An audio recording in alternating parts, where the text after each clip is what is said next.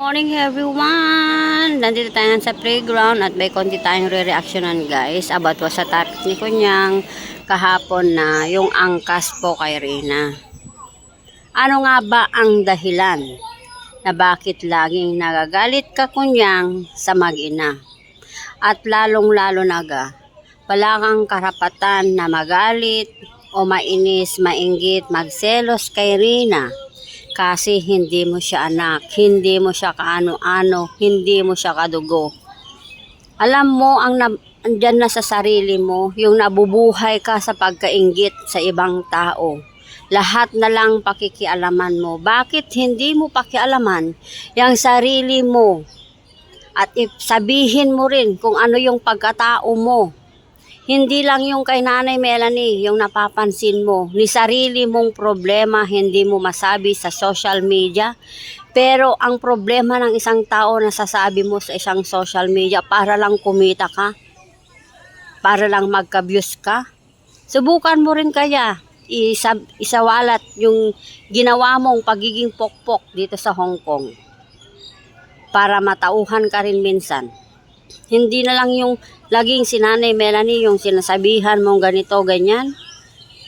Naisip mo ba rin ba sa sarili mo kung ano yung meron ka? Kunyang, hindi ka na ba nahihiya na bubuhay ka na sa pagkainggitera sobra? Hanggang na lang sa mamatay ka, nandyan pa rin yung puot at galit sa pagkatao mo. Mahiya-hiya ka naman Kunyang, wala kang karapatan na magalit kay Rina. Dahil hindi mo siya pag-aari. Kahit anong tao man ang kasama ni Rina, wala ka nang pakialam dyan. Pakialaman mo yung sarili mo at pamilya mo. Hanggang ngayon, galit na galit ka pa rin dahil hindi mo nakuha si Rina para lang ikaw ang kumita at makinabang sa bata. Hello, Kunyang, panahon naman na ang kanyang ina ang mag-aalaga sa kanya. Ilang taon din po na hindi nakialam si Nanay Melanie sa kanyang anak, mulat na i-vlog siya. Dahil ayaw niya pong magpa-interview. Pero kagabi, narinig mo naman siguro, hindi ka tanga at hindi ka bingi na hindi mo yan narinig. Siyempre na hindi ka pumasok sa live ni Sir Virador Pekwa. Bobo ka na lang kung hindi ka nakinig. Sa laking sampal sa'yo, yung mga sinasabi doon ni Nanay Melanie. Dalawa kayo ni Mayora. Magising ka sa katotohanan, punyeta ka. Ikwento mo yung sarili mo. Diyan sa social media. Baka pamilya mo hindi nila alam kung anong ginawa mo dito sa Hong Kong nung nandito ka. Pagpatuloy mo na lang yung pagiging pokpok mo diyan sa Pilipinas para mas kumita ka pa ng easy money.